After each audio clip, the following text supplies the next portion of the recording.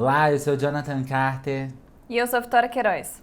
E este é mais um Poder DataCast, podcast do Poder 360, voltado exclusivamente ao debate de pesquisas eleitorais e de opinião pública. O programa está sendo gravado no estúdio do Poder 360 em Brasília, em 22 de setembro de 2022. Abordará a participação de eleitores em manifestações políticas e os impactos dos atos em eleições.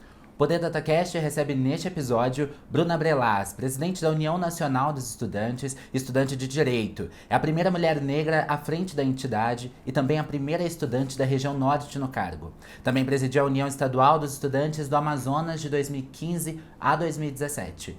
Bruna, obrigado por ter aceitado o convite. Seja bem-vinda ao Poder DataCast. Eu que agradeço, estou muito feliz aqui de poder contribuir com o Poder DataCast e com vocês. Agradeço também a todos que acompanham mais um episódio do Poder DataCast. Para ficar sempre bem informado, inscreva-se no canal do Poder 360, ative as notificações e não perca nenhuma informação relevante. Para começar, a jornalista Gabriela Mestre nos apresenta os principais dados do Poder Data. Pesquisa Poder Data mostra que a distância entre Lula e Bolsonaro no primeiro turno é de 7 pontos percentuais. O petista tem 44% contra 37% do atual presidente. Em seguida, aparecem Ciro Gomes com 7% e Simone Tebet com 4%. Felipe Dávila e Soraya Tronic pontuaram 1% cada. Os outros candidatos não tiveram menções suficientes para pontuar. Outros 3% afirmam votar em branco ou nulo. Os que não sabem ou não responderam correspondem a 2%. Em um segundo turno entre Lula e Bolsonaro, o petista venceria com 50% das intenções de voto, contra 42% do atual presidente. A distância entre eles está em 8 pontos percentuais. Lula oscilou 1 ponto percentual em uma semana, dentro da margem de erro, e Bolsonaro manteve o resultado.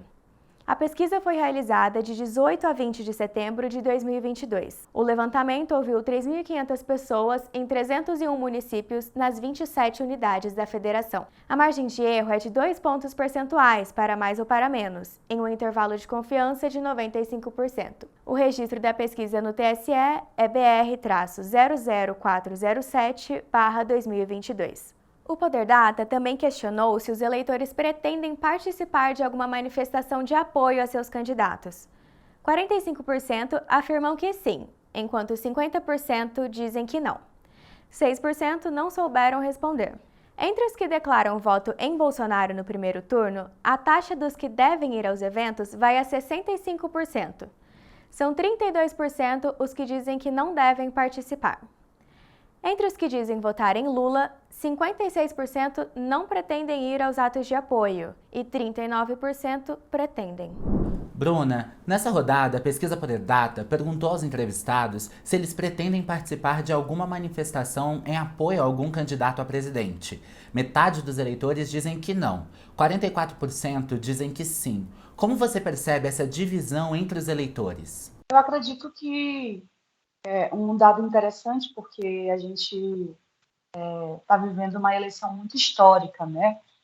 Os estudantes, particularmente nesses últimos 4 anos, conduziram e lideraram manifestações de defesa da educação e nesse último período, nesses últimos 2 anos de governo Bolsonaro, lideraram as manifestações em defesa da democracia. Eu acredito que existe uma parcela da população que se coloca à disposição para enfrentar qualquer tipo de tentativa de golpismo, qualquer tipo de tentativa de ataque às eleições, e isso é muito importante, ter uma mobilização de pessoas para que a gente defenda a democracia. E existe uma outra parte também que está engajada, em menor parcela, na minha opinião, que está engajada em torno de um nome mais conservador, que, na nossa opinião, é o Bolsonaro. Então, eu vejo isso como uma parte interessante da democracia e por conta, digamos, não gosto da palavra polarização, mas desse engajamento entre 2 nomes nessa eleição, isso deva ocorrer. O levantamento cruzou as respostas sobre a participação em manifestações com a declaração de voto em primeiro turno. Entre os eleitores de Bolsonaro, 65% pretendem participar de atos. E essa taxa cai para 39% entre os eleitores de Lula. De onde vem essa diferença no engajamento entre os eleitores de Lula e Bolsonaro? De fato, existe um engajamento maior porque Bolsonaro não está liderando as pesquisas.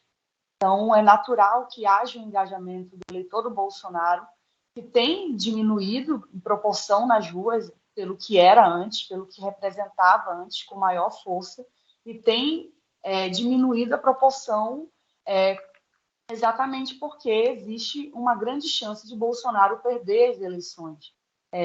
Então, essa desvantagem faz, talvez, com que esse eleitor, essa eleitora, que tem um tom mais radical, inclusive, que tem se disposto mais a defender Bolsonaro, se engaje mais. Bruna, historicamente a esquerda brasileira é quem costuma puxar mais movimentos de rua. Por que essa queda na participação agora? E por que a direita parece estar mais engajada? Eu acho que não é uma grande queda se você compara os números, né?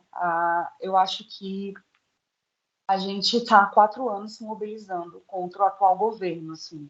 Nós começamos as mobilizações com o tsunami da educação, principalmente os estudantes, aqui eu falo pelos estudantes, nós organizamos essas manifestações de ruas que foram muito massivas, exatamente porque nós estávamos sendo atacados, exatamente porque a educação estava sendo atacada, e nesse último ano passado, organizamos manifestações imponentes em defesa da democracia e contra os ataques e a negligência do atual presidente com a pandemia, principalmente, né? As mortes que aconteceram aos bocados, quase 700 mil pessoas fizeram que esse engajamento aparecesse nas ruas. Então, não acredito que seja uma queda. Eu acho que exista, na verdade, um engajamento maior de quem está em segundo lugar nas pesquisas. Eu acho que é isso que tem acontecido e por isso que essa tropa, né, que Bolsonaro mobiliza, que é muito mais raivosa, muito mais uma minoria que é muito mais fiel, dá a transparecer de que eles são maiores. Mas quando você pega todas as pesquisas eleitorais dos últimos meses, Bolsonaro está na retranca e Lula tem ganhado a dianteira aí em primeiro lugar. Então, isso, naturalmente, como eu disse, faz com que essas pessoas se engajem mais. Agora, isso não representa uma desmobilização do campo da esquerda, né? O que a gente valoriza bastante o que aconteceu nesses últimos 4 anos. Em diversos momentos, você falou sobre a questão do papel dos estudantes na mobilização, mas a pesquisa Poder Data mostra que os idosos são os mais mobilizados. De acordo com a pesquisa, 54% dos eleitores com mais de 60 anos pretendem participar de alguma manifestação de apoio a um candidato, enquanto os jovens são os menos engajados. Apenas 38% têm intenção de participar de atos desse tipo. Não é meio um contra-intuitivo? Eu acredito, assim, que exista uma falsa sensação de que o jovem não está na rua. Eu discordo e eu vou defender aqui os estudantes e a juventude, porque nós precisamos levar em consideração, e por muitas vezes, muita gente faz comparativos de que nos anos 70, de que na ditadura nós estávamos mobilizados. Nós precisamos entender que hoje existe uma nova geração de estudantes na universidade. Essa nova geração de estudantes está sendo impedida de entrar no ensino superior, de permanecer no ensino superior. Essa nova geração de estudantes é da periferia, então é natural. Esse é um dos dados, inclusive, que a gente percebe que é muito natural um estudante que é da periferia de São Paulo, por exemplo, não conseguir pagar uma passagem para ir para uma manifestação na Paulista. Então, existem diversas formas de mobilização que a gente tem engajado esses estudantes.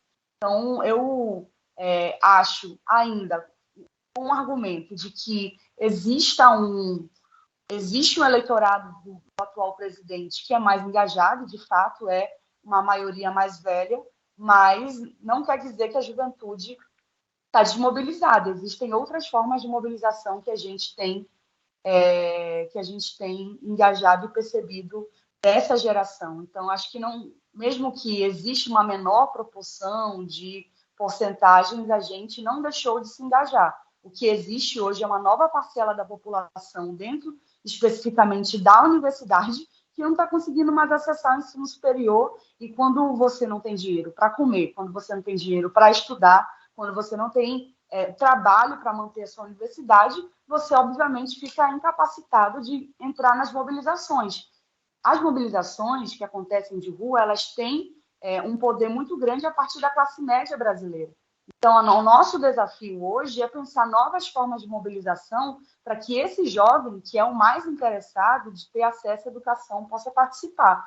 Então, é preciso ter atenção de como acontecia a mobilização nos anos 70, que era um outro perfil de jovens de classe média ou até classe média alta, e hoje existe um perfil de jovens mais pobres, que estão nas periferias e que estão à margem do centro das grandes capitais. Bruna, então você acredita que os jovens, enfim, que a esquerda, no geral, pode voltar a conseguir mobilizar jovens para ir para as ruas, ou mesmo conseguir mobilizar as pessoas de alguma outra maneira? Eu acredito que sim. Veja, na pandemia, eu vou dar um exemplo prático. Nós não podíamos ir para as ruas no início daquela ascensão da pandemia e, enfim, muita gente foi impedida de construir mobilização de rua. Agora, foi o momento em que a juventude, os estudantes do ensino médio, principalmente, tiveram um papel muito importante para que o Enem fosse adiado. A mobilização de redes foi fundamental para que houvesse pressão nos senadores, parlamentares que estavam atuando no debate do adiamento ou não do Enem. Esses estudantes conseguiram fazer uma pressão assim muito significativa de redes, e esse elemento de redes ele não pode ser desconsiderado, né? Essa geração está muito mais conectada com o que está acontecendo, e eu fiquei muito surpresa quando abri uma sessão virtual do Senado Federal, que às vezes é pouco vista, pouco popular, poucas pessoas assistindo, com mais de 100 mil pessoas escrevendo a hashtag #AdiaEnem, assistindo ali, pressionando os parlamentares de cada estado. Então, eu acho que essas novas formas de mobilização elas são muito interessantes para a gente pensar como as novas gerações vão se comportar no próximo período em relação às pautas da educação, em relação às pautas que envolvem direitos humanos e etc. Bom, apesar das campanhas nas redes sociais de engajamento, tem engajado mais com artistas e aliados partidários, a campanha de Lula não convocou atos generalizados na rua com apoiadores. As campanhas nas redes sociais, então, são a nova forma de mobilização? Você acredita que elas têm força para impactar a sociedade como as presenciais? Eu acho que as duas formas de mobilização são importantes. Nenhuma delas é descartável. A mobilização, eu sou uma eleitora do presidente Lula. A UNE não apoia nenhum candidato, mas eu apoio o presidente Lula. Eu, particularmente, quanto CPF. Eu tenho acompanhado o Lula pelo Brasil. O que ele tem mobilizado no país é muito importante e considerável. Eu acho que a gente precisa considerar isso como mobilização. Não é só a militância que está indo ver o Lula. São as pessoas comuns da sociedade que opinam sobre o país e que estão participando de forma muito massiva e considerável. Então, não puxar uma manifestação ou outra coisa, enfim, isso dentro de uma campanha eleitoral, acho que vale pensar como o Lula tem impactado estados do sul do Brasil, onde historicamente são mais conservadores. Lula tem conseguido engajar de forma muito preponderante nas ruas. E nas redes, a gente trabalha contra uma rede de ódio gigantesca, uma rede de fake news, uma rede de robôs, uma rede de uma minoria muito engajada, de certa forma, e, ao mesmo tempo, conseguimos mobilizar jovens, conseguimos mobilizar outros setores da sociedade a partir das redes. Então, eu levaria em consideração esses dois fatores como importantes, assim, a mobilização de rua, que, particularmente, já que a gente tem falado aqui das eleições e do presidente Lula, o que o presidente Lula tem feito, se você comparar o que ele tem feito quase todos os dias, todas as semanas, e Bolsonaro, num dia só, jogando um monte de dinheiro num dia só, como foi o dia 7 de setembro, você percebe que a gente é muito maior. Então, eu levaria em consideração a mobilização de ruas e redes como dois fatores fundamentais. Não abro mão de nenhum desses tipos de mobilização. Bruna, e aí falando nesses dois tipos de movimentação e de mobilização, quais as principais diferenças de impactos entre as mobilizações em redes sociais e as mobilizações presenciais? Como você imagina, como você vê essa diferença de mobilização? Olha, eu acredito que a mobilização de redes, ela tem um papel muito forte em chegar em muito mais gente. E, enfim, em todos os setores da sociedade, como as redes se colocaram como um instrumento importante de mobilização, seja comercial, seja para divulgar um produto, seja para fazer mobilização de massas, ela é muito preponderante. Então, ela é um fator crucial para você fazer uma virada de chave nas ruas também. Hoje, o povo brasileiro só pensa em eleição, por conta. A gente só fala em eleição porque a eleição está aí, está na boca do povo, e as pessoas são ou Lula, ou são Bolsonaro, ou algum outro candidato. E eu acho que essa mobilização e esse debate que acontece nas redes, ele se reverbera nas ruas também, são fatores complementares. E aí, Bruna, você falou sobre o 7 de setembro. Para finalizar, diferentemente do presidente Lula, que tem feito vários comícios em diversas cidades, o presidente Jair Bolsonaro também, mas ele convocou os atos no 7 de setembro. Ele convocou apoiadores para irem às ruas celebrar o bicentenário da independência. Contudo, isso não parece ter ajudado nem atrapalhado o presidente em relação aos seus números eleitorais. Pelas últimas rodadas do Poder Data, a intenção de voto do atual presidente e a aprovação do governo ficaram estáveis. Você pensa que manifestações de rua, mesmo agora na reta final das campanhas, podem impactar de alguma forma a corrida eleitoral? Eu acho. Olha, para mim, conceito de manifestação tem muitos. Tem uma manifestação que você marca a concentração, como o movimento estudantil, os movimentos sociais fazem. Tem manifestação que você constrói de mobilização de pessoas, que vai ser importante, na nossa opinião, na minha opinião, é a eleição da minha geração e de várias gerações, né, na luta contra o obscurantismo do atual presidente da República. Então, eu acho que esse momento de reta final, o que deve acontecer é que as pessoas se engajem, cada uma na sua estratégia, seja chamando manifestação, seja indo fazer um casa a casa no seu bairro, seja fazendo um sala-sala na universidade para fazer o debate eleitoral. Então, eu diria que sim, influencia. Ela influencia, mas não num formato, não talvez somente num formato tradicional de você chamar uma manifestação de rua. Manifestações, para mim, elas têm diversos caráteres. E nessa reta final, a gente tem se engajado em conversar com os estudantes, tem se engajado em conversar com o povo trabalhador que ainda está em dúvida. Eu, como eleitora, inclusive, do presidente Lula, tenho engajado em virar voto das pessoas, conversar com quem não tem entendido o que está acontecendo na eleição ou quem não definiu o seu voto. Então, esse é o momento em que vira o jogo. Se você tem um número de pessoas fazendo essa mesma movimentação, isso pode virar o jogo, sim. Garantir, por exemplo, na minha opinião, eu acredito que o Lula deveria ganhar no primeiro turno, mas isso depende de um compilado de mobilizações, tanto da campanha eleitoral do Lula, quanto dos movimentos e pessoas que apoiam o presidente. Então, tem um peso interessante na decisão final. Chega ao fim mais uma edição do Poder DataCast. Obrigada, Bruna, por ter aceitado o convite. Eu que agradeço, fico muito feliz de poder contribuir aqui com vocês. Contem sempre com os estudantes. O conteúdo do Poder Data não acaba aqui. Acompanhe reportagens sobre os levantamentos a cada 7 dias no jornal digital Poder 360. Não se esqueça de se inscrever no canal e ativar as notificações, assim você não perde nenhuma informação relevante.